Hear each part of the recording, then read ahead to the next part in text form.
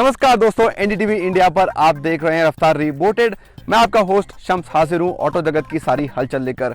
और ये मेरे साथ खड़ी है बिल्कुल नई Audi Q5 फेसलिफ्ट कार में काफ़ी कुछ बदल गया है। बहुत जल्द आपको रफ्तार पर हम इस कार के बारे में और बताएंगे, लेकिन फिलहाल बात एक बिल्कुल नई मोटरसाइकिल की।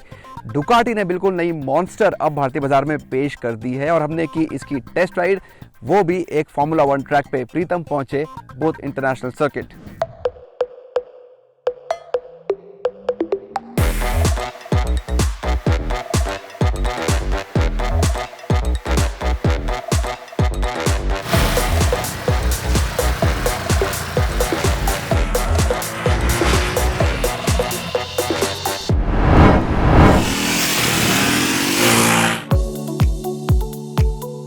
2021 के लिए डुकाटी मॉन्स्टर में हुए हैं कई बदलाव। पहले जैसे तराशे हुए लुक में आई है ये नेकेड बाइक। दिखने में दमदार और तराशा हुआ बाइसन बैक फ्यूल टैंक, सपाट और चौड़ा हैंडल बार और गोल आकार की एलईडी हेडलाइट के साथ डे टाइम रनिंग लाइट के लिए मिली रिंग।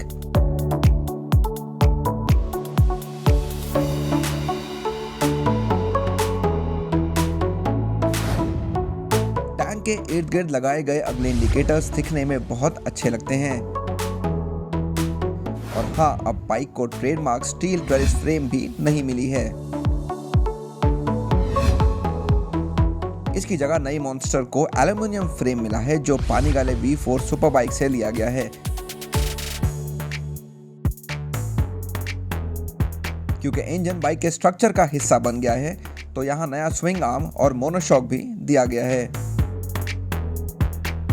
कुल मिलाकर दिखने में बाइक शानदार है और डुकाटी रेड कलर में ये और भी जचती है, लेकिन अब इसे ब्लैक स्टेल्थ और एविएटर ग्रे में भी पेश किया गया है।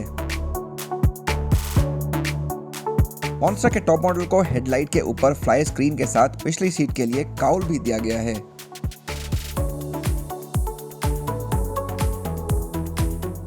डुकाटी मॉन्स्टर दुनिया में पहली बार इंट्रोड्यूस किया था 1992 में और करीब 30 साल में डुकाटी ने 3,50,000 मॉन्स्टर्स बिके हैं दुनिया भर में। अब ये है नया 2021 डुकाटी मॉन्स्टर। जब शुरू में 90s में डुकाटी मॉन्स्टर को इंट्रोड्यूस किया गया था, ये जो नेकेड स्ट्रीट डिज़ाइन है आजकल के स्मॉल बाइक से लेके बिग बाइक्स में, ये डुकाटी मॉन्स्टर ने ही शुरू किया था ये नेकेड स्ट्रीट डिज़ाइन।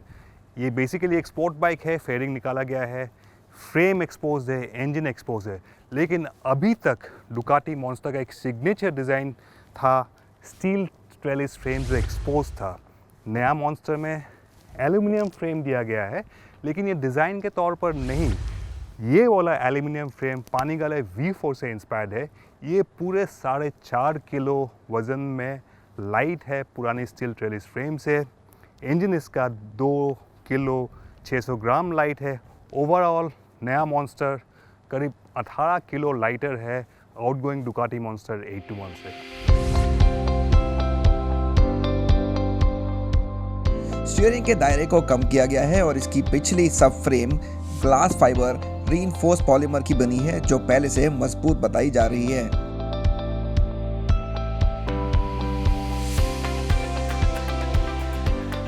नए 17 इंच के अलॉय व्हील हल्के हैं और इनके साथ बेहतर पकड़ पाने वाले पिरेली डियाब्लो रोसो 3 टायर्स दिए गए हैं। ब्रेकिंग सिस्टम ब्रेम्बो से लिया गया है, जिसमें अगले पहिए को 2 320 मिलीमीटर डिस्क के साथ Brembo M 4.32 4 piston monoblock calipers दिए गए हैं और पिछला पहिया सिंगल 245 मिलीमीटर डिस्क के साथ सामान्य कॉर्नरिंग ABS में आया है। नई डुकाटी मॉन्स्टर अचानक ही एक फ्रेंडली पैकेज के तौर पर पेश की गई है। दिखने में काफ़ी कॉम्पैक्ट है नया मॉन्स्टर, काफ़ी खूबसूरत है, आपको लगेगा, अच्छा लगेगा दिखने में। जैसे ही बैठोगे काफ़ी हल्की है पहले से मॉन्स्टर 821 से, स्लिम है और फ्लैट हैंडल बार है। राइडिंग पोजीशन काफ़ी कंफर्टेबल है और सीट हाइट दोनों तरफ मेरे फुट फ्लैट ग्राउंड पे है, तो काफ़ी इजी है। और इंजन में काफ़ी चेंजेस है, बिल्कुल नया है। नया पिस्टन्स है, नया कॉर्न रॉड्स है, नया गियर ड्रम है, क्लच भी नया है। लीवर आपको फील हल्का महसूस होगा पहले से। और इसमें standard up down quick shifter है, जो अगर ट्रैक पे चलाओगे तो आपको क्लच पकड़ने की ज़रूरत नहीं है। बिना क्लच पकड़े हुए आप अप शिफ्ट भी कर सकते हैं, डाउन शिफ्ट भी कर सकते हो। और इसमें एक बहुत इलाबोरेट इलेक्ट्रॉनिक स्वीट है, cornering ABS, cornering traction control, cornering wheelie control और लॉन्च कंट्रोल भी दिया गया है नया डुकाटी मॉन्स्टर में। डुकाटी का दावा है एक्सपीरियंस राइडर के लिए भी ये मज़े देंगे, और अगर आप नए राइडर हो तब भी आपको ये डराएगी नहीं, बड़े आराम से आप चला सकते हो।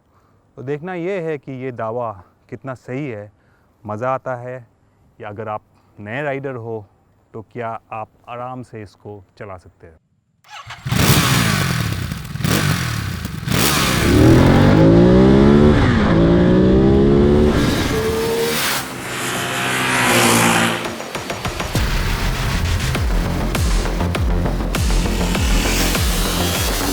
राइडिंग पोजीशन न्यूट्रल और आरामदायक है और नई चैसी फुर्ती से बाइक की दिशा बदलने में मदद करती है, जिससे बाइक हमेशा सवार के नियंत्रण में रहती है। एक्सेलरेट करने पर यह तेजी से रफ्तार पकड़ती है और काफ़ी मज़ेदार भी है। 0 से 100 किलोमीटर प्रति घंटे की रफ्तार बहुत जल्द पकड़ में आती है और इलेक्ट्रॉनिक स्वीट सुनिश्चित करते हैं कि सभी बातें आपके कंट्रोल में रहें।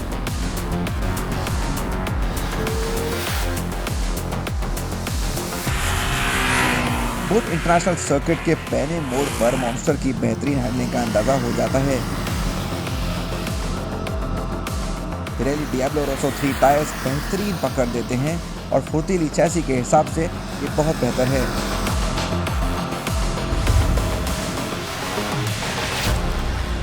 नया डुकाटी मॉन्स्टर काफ़ी अच्छी बाइक है। अगर आप नए राइडर हो तो इसका बैलेंस और परफॉर्मेंस आपको डराएगा नहीं। सबसे खास बात तो ये है, अगर आपका एक्सपीरियंस भी है बड़े बाइक चलाने में, 109 bhp पावर है, काफ़ी है मेरे हिसाब से। और अगर आपको रेस ट्रैक में चलाना हो, इसका हैंडलिंग बहुत खूबसूरत है, आप इसका मज़ा ज़रूर उठा सकते हो ऐसे एक रेस ट्रैक पर। हाँ, 150-180 bhp है नहीं, लेकिन ये फिर भी एक डुकाटी है। परफॉर्मेंस इसका फिर भी आपको ज़रूर मज़ा आएगा चला के। ओवरऑल ब्रेकिंग बहुत अच्छा है, हैंडलिंग बहुत अच्छा है, परफॉर्मेंस भी अच्छा है। तो ओवरऑल मेरे हिसाब से काफ़ी वर्सेटाइल है नया डुकाटी मॉन्स्टर। नई मॉन्स्टर को हमने पहली बार बहुत बढ़िया बुट इंटरनेशनल सर्किट के ट्रैक पे चला के देखा, लेकिन सच तो ये है कि लगभग सभी मॉन्स्टर चलाने वाले इसे सामान्य सड़कों पर ही इस्तेमाल कर पाते हैं। यही इसकी असली ताकत और क्षमता दिखाई देती है और इसकी खामियों की पहचान भी होती है।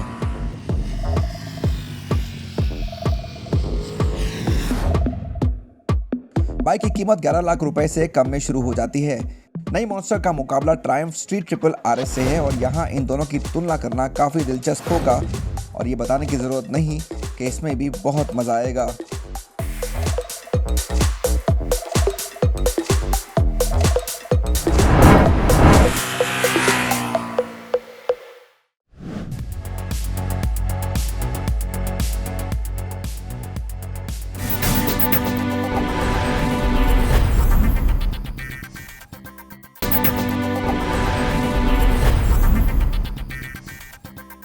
रफ्तार रिबूटेड में आप सभी का एक बार फिर स्वागत है। और अब बात एक और नई फेसलिफ्ट की, जो है 2021 होंडा अमेज।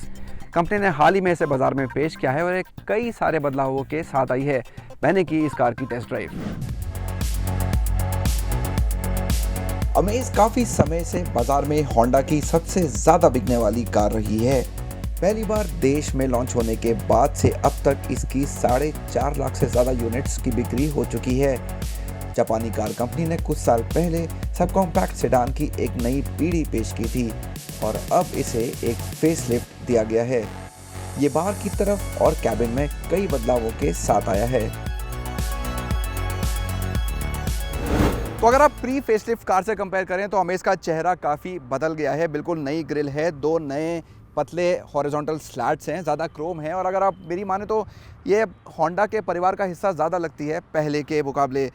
अभी तक अमेज में हमको सिर्फ हैलोजन हेडलैम्प्स मिलती थी, अब इस कार में LED प्रोजेक्टर लैम्प्स हैं जो बहुत अच्छी चीज़ है और साथ में एक बहुत बढ़िया दिखने वाली LED DRLs भी हैं। और फिर आप नीचे आएंगे तो यहाँ LED फॉग लैम्प्स हैं और एक नया क्रोम गार्निश भी दिया गया है। तो ओवरऑल जो अमेज का फेस है, जो चेहरा है, वो पहले से ज़्यादा प्रीमियम और अपीलिंग दिखता है। साइड में भी कुछ बदलाव देखे गए हैं, जिनमें नए dual tone 15 inch diamond cut alloy wheel शामिल हैं। दरवाजों के हैंडल अब क्रोम में दिए गए हैं, लेकिन ये दोनों फीचर केवल सबसे महंगे VX ट्रिम पर ही मिलेंगे। पीछे की तरफ सी आकार की टेल लैंप में अब LED लाइट्स लगी हैं, साथ ही बम्पर पर क्रोम स्ट्रिप दी गई है।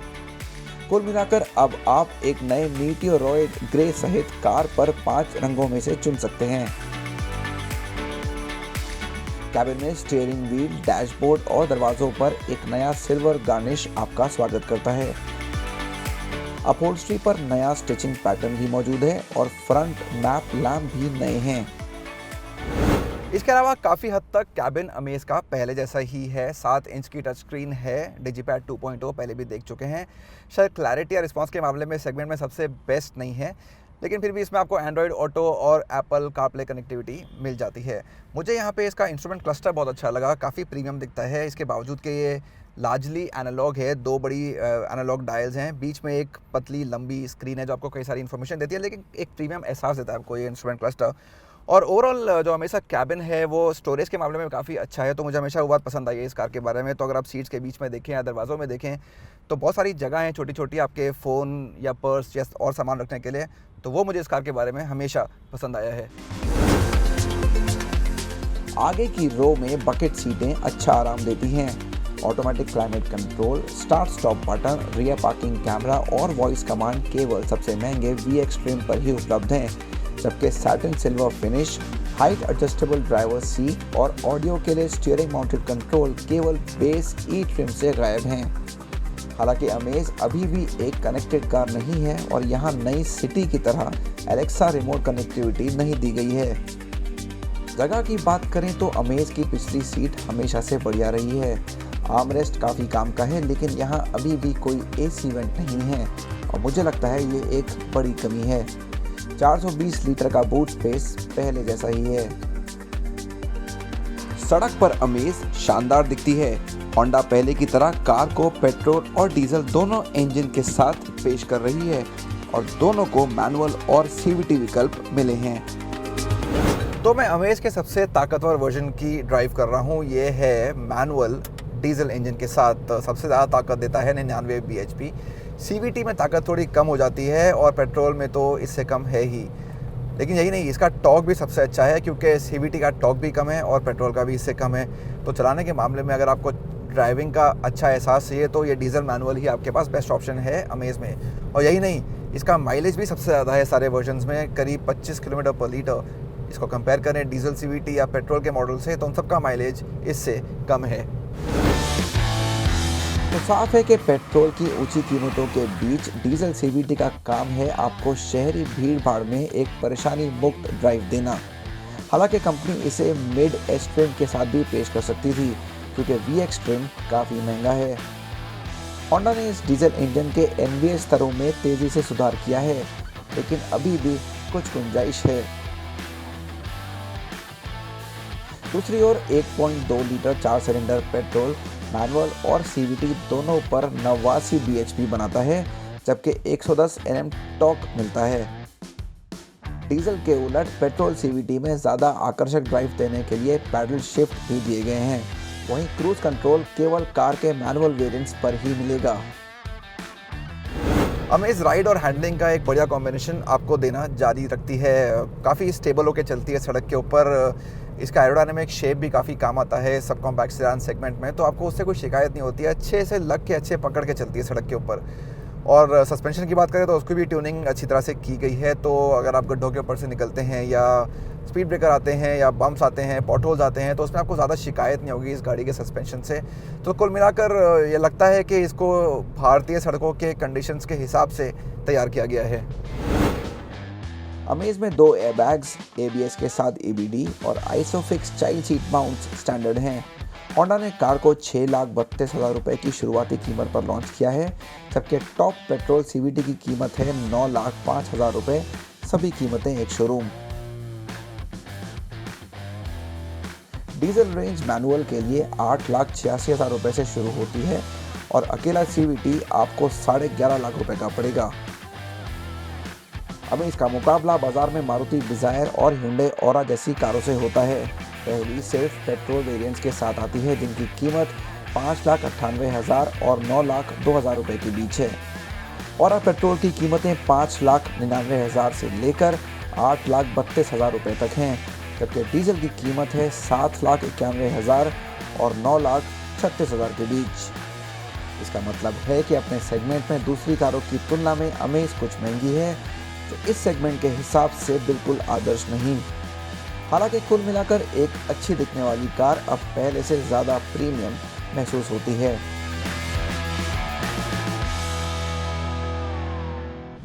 तो ये था इस हफ्ते का रफ्तार रिबूटेड। कैसा लगा आपको हमारा आज का प्रोग्राम और कैसे लगे हमारे रिव्यू, हमें ज़रूर बताइए। ट्विटर पे हमारा हैंडल है कार बाइक हिंदी। हमें आपके फीडबैक का हमेशा की तरह इंतज़ार रहेगा। बहुत जल्द शो पर आपके लिए हाजिर होगा नई Q5 फेसलिफ्ट का रिव्यू। तब तक अपना ध्यान रखिए, सड़क पर सेफ रहिए, बाइक और स्कूटर पे हेलमेट ज़रूर पहनिए और कार में सीट बेल्ट लगाना बिल्कुल ना भूलिए।